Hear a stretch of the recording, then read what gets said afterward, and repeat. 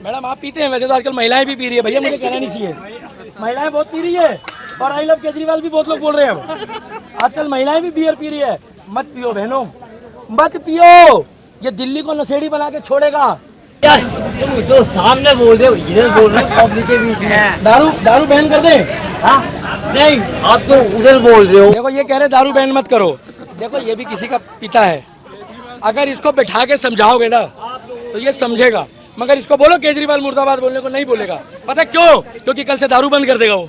आप दारू में बैन करो, मैं कहूंगा केजरीवाल जिंदाबाद। अभी नहीं कह रहा भाई साहब, खुश मत हो ना। आप दारू में बैन लगाओ, मैं केजरीवाल को वोट दूंगा। मैडम 8 बजे के बाद आप जाके माहौल देखो ना, आप कभी अकेले मत घूमना, मेरी बहन जैसी हो। ऐसे ऐसे देखते हैं ये दारू पीने, एक बोतल से तो थोड़ी आंखें टेढ़ी होती है और दूसरी बोतल से पूरा ही टेढ़ा हो जाता है। और उसका बोलोगे कि केजरीवाल मुर्दाबाद बोलो, वो कभी नहीं बोलेगा। वो कहेगा तुझे क्या लेना, और उससे भिड़ोगे तो पेल भी देगा पकड़ के।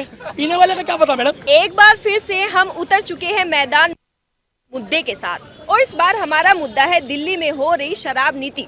जी हां, आम आदमी पार्टी ने जिस तरह से दिल्ली में एक के साथ एक बोतल फ्री देने का ऐलान किया था, सभी को पता था कि इससे क्या होने वाला है।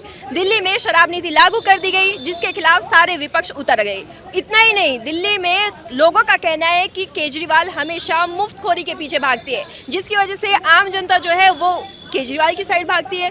केजरीवाल मुफ्त देते हैं, जनता उन्हें मुफ्त में वोट देती है। तो चलिए अब वोट का खेल और ये एक बोतल के साथ एक बोतल फ्री वाला खेल दोनों मिक्स करके जनता से पूछेंगे कि भाई तुम किसकी साइड हो, एक बोतल के साथ एक फ्री चाहिए या फिर आपको कुछ ऐसा चाहिए जिससे दिल्ली आगे बढ़े।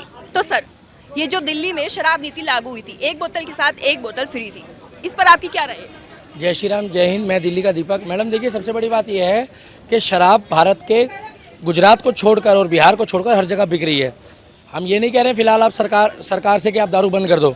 अगर दारू बंद होगी तो सब जगह बंद हो जाएगी, सीधी सी बात है।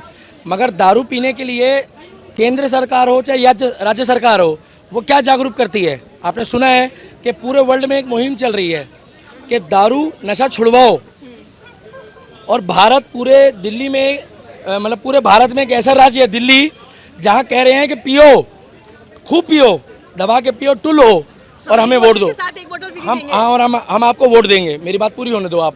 अगर 8 बजे के बाद कोई युवा अपने हाथ में कुरान रखे, बाइबल रखे, भगवत रखे या गीता रखे और या गुरु ग्रंथ साहब पढ़े, वो बढ़िया है युवा, जिसको अपनी संस्कृति भी आनी चाहिए, क्योंकि कोई सांप्रदायिकता की बात ही ना करो।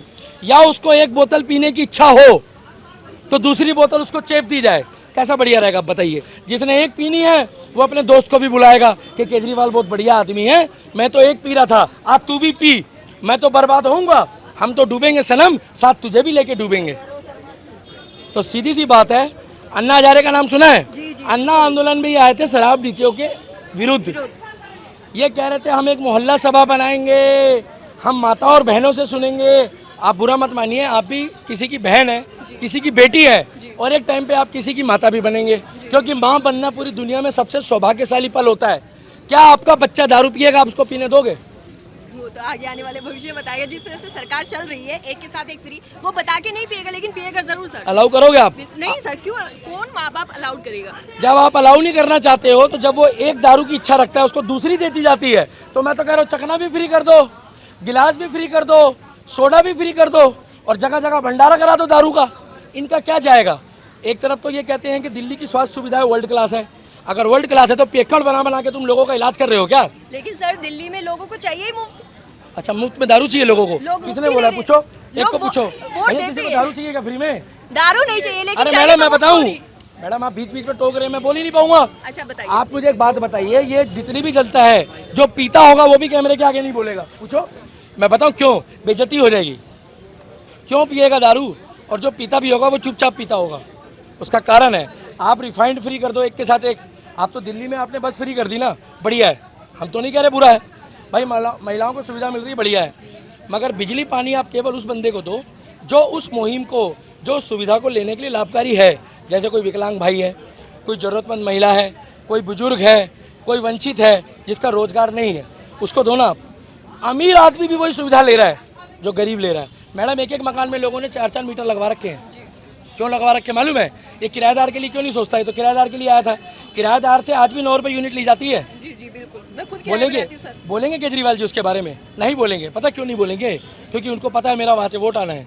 वो मकान मालिक मेरे को वोट देगा, चिढ़ जाएगा बेचारा।